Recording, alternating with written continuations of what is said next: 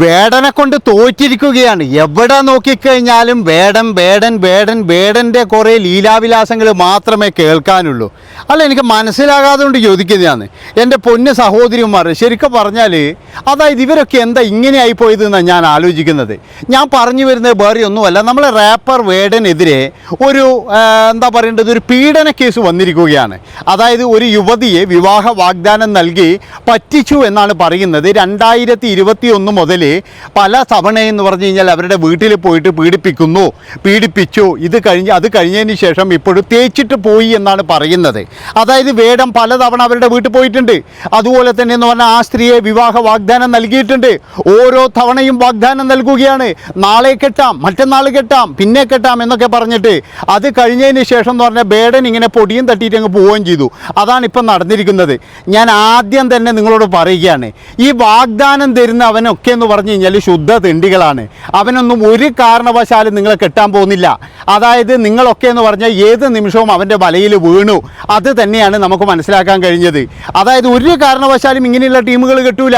ഈ വാഗ്ദാനം തരാൻ പോകുന്നവനും അതുപോലെ തന്നെ കല്യാണം കഴിക്കാൻ പോകുന്നവനും രണ്ടും രണ്ടാണ്. ഈ കല്യാണം കഴിക്കാൻ പോകുന്നവെന്ന് പറഞ്ഞു കഴിഞ്ഞാൽ അവൻ കാത്തിരിക്കാൻ തയ്യാറാണ്.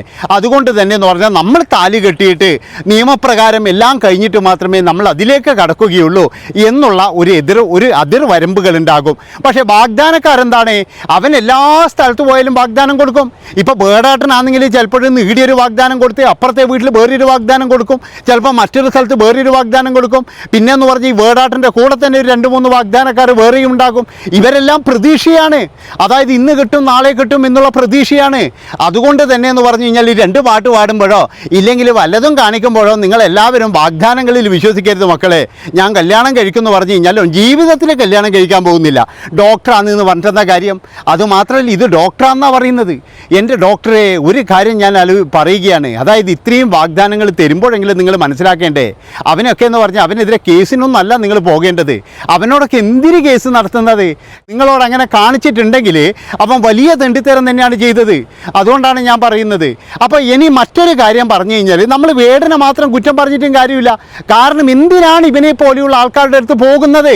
നിങ്ങൾ ആരാധകരാകണം, അല്ലെങ്കിൽ എന്ന് പറഞ്ഞാൽ നിങ്ങളൊരു ഭയങ്കരമായിട്ട് അങ്ങ് ചത്ത് കിടക്കുന്ന ഒരു ആരാധകരാകരുത്. അതാണ് മനസ്സിലാക്കേണ്ടത്. പിന്നെ മറ്റൊരു കാര്യം എന്ന് പറഞ്ഞാൽ ഏതെങ്കിലും ഒരുത്ത വാഗ്ദാനം ചെയ്തു കഴിഞ്ഞാൽ ആ നിമിഷം പോയിട്ട് തുണി ഉരിയരുത്. അതാണ് ഞാൻ പറയുന്നത്. ഒരു കാരണവശാലും ചെയ്യരുത്. കാരണം എന്താ വെച്ചാൽ നിങ്ങളെ ആർക്കെന്ന് പറഞ്ഞാൽ കെട്ടിയിട്ടിട്ടൊന്നും ചെയ്യാൻ പറ്റൂലല്ലോ. അത് മനസ്സിലാക്കണം നിങ്ങൾ. അല്ലാതെ വാഗ്ദാനം ചെയ്തിട്ട് ഇനി ഇവൻ ഇത് ചെയ്തിട്ടില്ലെങ്കിൽ അയ്യോ എന്നെ വിട്ട് പോയാലോ എന്നുള്ള പേടി കൊണ്ടാണോ? അങ്ങനെയുള്ളവൻ അങ്ങ് പൊയ്ക്കോളും. അതാണ് പറയുന്നത്. അല്ലാതെ എന്ന് പറഞ്ഞാൽ ഇവൻ്റെയൊക്കെ മുന്നിൽ പോയി നിന്നിട്ട് അവനൊക്കെ എന്ന് പറഞ്ഞാൽ ഇത് ചിലപ്പോൾ ക്യാമറയിലും പകർത്തും. അതുകൊണ്ടാണ് ഞാൻ പറയുന്നത്. അപ്പോൾ എനിക്ക് തോന്നുന്നത് അന്നൊന്നും വേടേട്ടൻ അത്ര വലിയ ഫേമസ് ഒന്നുമല്ല. വേടൻ ഫേമസ് ആയത് ഇപ്പോഴും കുറച്ച് നാളുകൾക്ക് മുമ്പാണ്. അതുവരെ എന്ന് പറഞ്ഞാൽ വേടൻ്റെ പാട്ടുകളും കാര്യങ്ങളൊക്കെ ഉണ്ടായിരുന്നു. പക്ഷെ ഇപ്പോഴാണ് വേടൻ ഫേമസ് ആയിരിക്കുന്നത്. അതുകൊണ്ട് തന്നെ എന്ന് പറഞ്ഞാൽ ഈ പരാതിയിൽ നമുക്കറിയാലോ, ഈ പലപ്പോഴും എന്ന് പറഞ്ഞു കഴിഞ്ഞാൽ ഫേമസ് ആയി കഴിഞ്ഞാലാണ് ഓരോ പരാതികൾ ഇങ്ങനെ വരാൻ തുടങ്ങുക. അപ്പോൾ പരാതിയിൽ ഇനി എന്തെങ്കിലും കഴിവുണ്ടോ, ഇനി വല്ല ഇതും ഉണ്ടോ, ഇനി ആരുടെയെങ്കിലും പ്രേരണയുണ്ടോ എന്നൊക്കെ അന്വേഷിക്കേണ്ടതുണ്ട്. കാരണം നമുക്കറിയാലോ ഇപ്പോൾ വേടനെ പറ്റിയിട്ടെന്ന് പറഞ്ഞാൽ ഒരുപാട് മോശങ്ങൾ വരുന്നുണ്ട്, നല്ലത് വരുന്നുണ്ട്. ഒരു കാര്യം ഞാൻ നിങ്ങളോട് പറയാം. അതായത് ഞാൻ നോക്കിയെടുത്തോളം എന്ന് പറഞ്ഞാൽ ഞാൻ വേടൻ്റെ പരിപാടി ഇതൊക്കെ കണ്ടെടുത്തോളം വേടൻ ഒരു നല്ല വ്യക്തിയൊന്നുമല്ല. വേടൻ്റെ കാര്യങ്ങൾ സ്കൂളിൽ പഠിപ്പിക്കണം അല്ലെങ്കിൽ ഇങ്ങനെ ചെയ്യണം അങ്ങനെയുള്ള ഒരു വ്യക്തിയൊന്നുമല്ല വേടൻ എല്ലാ അലമ്പും കാര്യങ്ങളൊക്കെ ചെറുങ്ങനെയൊക്കെ ഉണ്ടായിരുന്നു. അതായത് എല്ലാ സംഭവവും വേടനുണ്ട്. അങ്ങനെയുള്ള ഒരുത്തൻ്റെ കാര്യങ്ങളൊന്നും സ്കൂളിൽ പഠിപ്പിക്കണമെന്ന് ഞാൻ ഒരിക്കലും പറയില്ല. എന്ന് വിചാരിച്ച് വേടനോട് എനിക്കൊരു ദേഷ്യവും ഇല്ല. വേടനോട് എനിക്ക് എന്താ പറയേണ്ടത്, ഞാൻ ഭയങ്കരമായിട്ടുള്ള ആരാധകനുമല്ല. എന്നാൽ വേടൻ്റെ പരിപാടികൾ എവിടെയെങ്കിലും ഞാൻ പോയി കാണുകയും ചെയ്യും. എനിക്കൊന്നും അതിനൊന്നും പ്രശ്നമില്ല. പക്ഷേ അയാൾ ഒരു നല്ല വ്യക്തിയാണെന്ന് ഞാൻ ഒരിക്കലും പറയത്തില്ല. അതുകൊണ്ട് തന്നെ എന്ന് പറഞ്ഞാൽ നിങ്ങളോട് എല്ലാവരോടും ഞാൻ പറയുകയാണ്, വേടൻ്റെ കൂടെ മാത്രമല്ല നമ്മുടെ നാട്ടിലുള്ള ഏത് സെലിബ്രിറ്റി ആയി കഴിഞ്ഞാലും അവരെയൊക്കെ സ്നേഹിക്കുമ്പോഴോ ഫോൺ നമ്പർ കൈമാറുമ്പോഴോ അവരുടെ ഇൻസ്റ്റഗ്രാമിൽ പോയിട്ട് മെസ്സേജ് അയക്കുമ്പോഴോ അവരെന്ത് തെണ്ടിത്തരം കഴിച്ചു കഴിഞ്ഞാലും ലൗച്ചിന് ഇട്ട് കൊടുക്കുമ്പോഴോ വളരെയധികം നിങ്ങൾ സൂക്ഷിക്കണം. കാരണം എന്താ വെച്ചാൽ ഈ ചില ആൾക്കാർക്കൊക്കെ ഒരുപാട് വീക്ക്നെസ് ഉള്ളതാണ്. അവരൊക്കെ പല തരത്തിലെന്ന് പറഞ്ഞാൽ നിങ്ങളുടെ മനസ്സിളക്കാൻ നോക്കും. അതുകൊണ്ടാണ് ഞാൻ പറയുന്നത്. പിന്നെ എല്ലാം കഴിഞ്ഞതിന് ശേഷം ഇവിടെ വന്ന് മൂങ്ങിയിട്ട് ഒരു കാര്യമില്ല. അതുകൊണ്ട് എല്ലാവരും സൂക്ഷിക്കേണ്ടത് അവനവനെ തന്നെയാണ്. നമ്മൾ ഒന്നിനും പോകാതിരുന്നാൽ അതുപോലെ തന്നെ അവനായിട്ട് ഇനി എന്തെങ്കിലും ഒരു പരിചയപ്പെടൽ വേണം, ഒരു ഹായ് ബന്ധം മാത്രം. അല്ലാതെ എന്ന് പറഞ്ഞാൽ ഞാൻ പറഞ്ഞല്ലോ അവൻ്റെ കൂടെ കാറിൽ പോകാനോ അല്ലെങ്കിൽ അല്ലെങ്കിൽ അവനുമായിട്ട് ഒരു ആത്മാർത്ഥമായുള്ള ബന്ധം വേണം, അവനെ എനിക്ക് കല്യാണം കഴിച്ചേ തരൂ, അവന് ഇഷ്ടമാണ്, അവൻ വാഗ്ദാനങ്ങൾ തന്നിട്ടുണ്ട്, ഇതിലൊന്നും ഒരു കാരണവശാലും വേണമെന്നല്ല. ഇനി ഏതോനായി കഴിഞ്ഞാലും നമ്മൾ വിശ്വസിക്കരുത്. കുറച്ച് ദിവസം മുമ്പ് നിങ്ങൾ കണ്ടതില്ലേ കാസർഗോഡുള്ള ഒരുത്തൻ, ഓന് ഭാര്യയുണ്ട്, 3 പെൺമക്കളും ഉണ്ട്. എന്നിട്ടും ഒരു പിന്നെ എന്താ പ്രായപൂർത്തിയാകാത്ത ഒരു പെൺകുട്ടിയോട് പോയിട്ട് പറഞ്ഞിരിക്കുകയാണ്, ഞാൻ നിന്നെ കല്യാണം കഴിക്കാം, ഒരു 3 കൊല്ലം കേട്ടെ പിന്നെയും കൂടി ഞാൻ എൻ്റെ ഭാര്യയാക്കും, ഈ 3 പിള്ളേരെയും അതുപോലെ തന്നെ മറ്റേനും ഞാൻ ഒഴിവാക്കി വിടും, ഇങ്ങനെയൊക്കെ പറഞ്ഞിട്ട് വാഗ്ദാനങ്ങൾ നൽകുകയാണ് ചെയ്തത്. അത് കഴിഞ്ഞിട്ട് എന്താ സംഭവിച്ചത്? ഇപ്പോഴവൻ ജയിലിലാണ് കിടക്കുന്നത്. അതാണ് നിങ്ങൾ മനസ്സിലാക്കേണ്ടത്. അതായത് നമ്മൾ ഈ വീഡിയോ കാണുമ്പോഴോ പാട്ട് കേൾക്കുമ്പോഴൊക്കെ ഇവർ ഭയങ്കര ഡീസൻ്റ് ആയിരിക്കും. പക്ഷേ ഇവരുടെ ഉള്ളിൻ്റെ ഉള്ളിൽ എന്താണ് സംഭവം, ഇവരെങ്ങനെയുള്ള മനുഷ്യരാണ്, ഇവന്മാർ മൃഗമാണോ അല്ല നല്ല മനുഷ്യരാണോ? ഇപ്പോഴെൻ്റെ വീഡിയോ കാണുന്നവർ തന്നെ എന്ന് പറഞ്ഞ് എൻ്റെ വീഡിയോ അല്ലേ കാണുന്നത്, അല്ലാതെ എന്ന് പറഞ്ഞ് എൻ്റെ ഒറിജിനൽ സ്വഭാവം അറിയണ്ടെങ്കിൽ ഞാൻ ആരാണെന്ന് മനസ്സിലാക്കണ്ടേ? അതുകൊണ്ട് ഞാൻ പറയുകയാണ്, നമ്മൾ ഈ വീഡിയോ കാണുന്നത് ഒഴിച്ച് വേറെ എന്തെല്ലോ ഇവരെ പുറകിലുണ്ടാകും. അതുകൊണ്ട് ഇവരെ പുറകിലൊന്നും പോയിട്ട് നിങ്ങളെ ഇഷ്ടമാണ്, നിങ്ങളെ കല്യാണം കഴിക്കണം എന്നൊക്കെ പറഞ്ഞ് പോയി കഴിഞ്ഞാൽ നിങ്ങളുടെ ജീവിതം തന്നെയാണ് നശിക്കാൻ പോകുന്നത്. അതുകൊണ്ട് തന്നെ എന്ന് പറഞ്ഞാൽ നമ്മുടെ അച്ഛനമ്മമാർ നമുക്ക് കണ്ടുപിടിച്ച് തരുന്ന നമ്മളെ ആ ഒരു ബന്ധമുണ്ട്.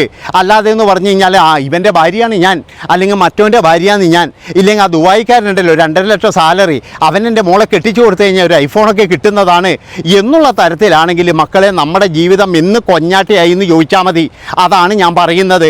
അതുകൊണ്ട് വേടൻ്റെ കൂടെയും മറ്റുള്ളവൻ്റെ കൂടെയൊക്കെ കമ്പനി അടിക്കാൻ പോകുമ്പോൾ രണ്ടാമതല്ല 4മതൊന്നും ആലോചിക്കണം നമ്മൾ. അതാണ് മനസ്സിലാക്കേണ്ടത്. അവർക്കൊക്കെ എന്ന് പറഞ്ഞാൽ ചിലപ്പോഴും എന്ന് പറഞ്ഞാൽ ഇതൊക്കെ ഒരു ടൈം പാസ് ആയിരിക്കാം. അവർക്ക് ഇതുപോലെ തന്നെ എന്ന് പറഞ്ഞാൽ 5000 എണ്ണത്തിന് വേറെ കാണുന്നതായിരിക്കും. അതാണ് നിങ്ങൾ മനസ്സിലാക്കേണ്ടത്. അവർ പല രാജ്യങ്ങളിലും പല നാടുകളിലും ഒക്കെ പോകുന്നതാണ്. അവർക്ക് ഒരുപാട് എന്ന് പറഞ്ഞു കഴിഞ്ഞാൽ ഇതുപോലെയുള്ള സുഹൃത്ത് ബന്ധങ്ങൾ ഉണ്ടാകാം. അതിൽ ചിലത് എന്ന് പറഞ്ഞാൽ വേടനെ അന്വേഷിച്ച് വരുന്നവരുണ്ടാകാം, അതുപോലെ മറ്റു സെലിബ്രിറ്റികളെ അന്വേഷിച്ച് വരുന്നവരുണ്ടാകാം. ഇങ്ങനെയുള്ള ഒരുപാട് ആൾക്കാർ നമ്മുടെ ഇടയിലുണ്ട്. അതുകൊണ്ട് നമ്മൾ സൂക്ഷിച്ചു കഴിഞ്ഞാൽ നമുക്ക് സമാധാനത്തിൽ ജീവിക്കാം. അല്ലെങ്കിൽ പിന്നെന്ന് പറഞ്ഞു കഴിഞ്ഞാൽ ഇത്രയും പഠിച്ചിട്ട് എന്താ കാര്യം? അതാണ് ഞാൻ ആലോചിക്കുന്നത്. നല്ല പഠിത്തമുണ്ട്, നല്ലൊരു പ്രൊഫഷൻ ഉണ്ട്, എന്നിട്ടെന്താ പറയേണ്ടത്? വകതിരിവില്ലെങ്കിൽ പിന്നെ പോയില്ലേ കാര്യം? അതുകൊണ്ടാണ് ഞാൻ പറയുന്നത്, ഈ വാഗ്ദാനക്കാരെ നിങ്ങൾ ഒരു കാരണവശാലും വിശ്വസിക്കരുത്. വാഗ്ദാനക്കാർ നിങ്ങൾ ഒരിക്കലും കല്യാണം കഴിച്ചിട്ട് നിങ്ങളെ കൂടെ പൊറപ്പിക്കാൻ പോകുന്നില്ല. കാരണം അവർ വാഗ്ദാനങ്ങൾ മാത്രമാണ് അവർ ചെയ്യുന്നത്. അവർക്ക് വാഗ്ദാനങ്ങൾ ചെയ്യാൻ മാത്രമേ അറിയൂ. പിന്നെ വാഗ്ദാനക്കാരെ നമ്മൾ അതുകൊണ്ട് ഒരിക്കലും അടുപ്പിക്കാൻ പാടില്ല. പിന്നെ മറ്റൊരു കൂട്ടരുണ്ട്. എന്താണെന്ന് വെച്ച് കഴിഞ്ഞാൽ ചിലപ്പോൾ 2 പേരും തമ്മിൽ പ്രണയത്തിലായിരിക്കും. ഈ പ്രണയത്തിലെ ടൈമിന് എന്ന് പറഞ്ഞാൽ നമ്മൾ പലതും എന്തെല്ലോ ചെയ്തു എന്ന് വരും. അവിടെയും നമ്മൾ സൂക്ഷിക്കണം.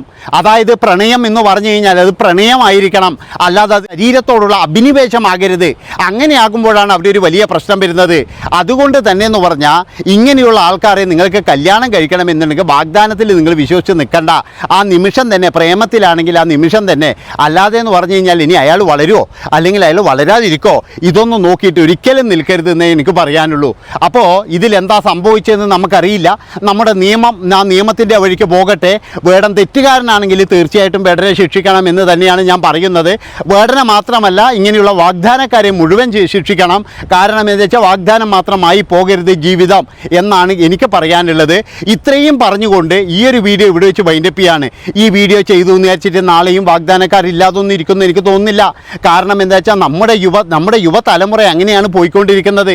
അതായത് എല്ലാവരും വാഗ്ദാനത്തിൻ്റെ പുറകെയാണ്. നന്ദി, നമസ്കാരം.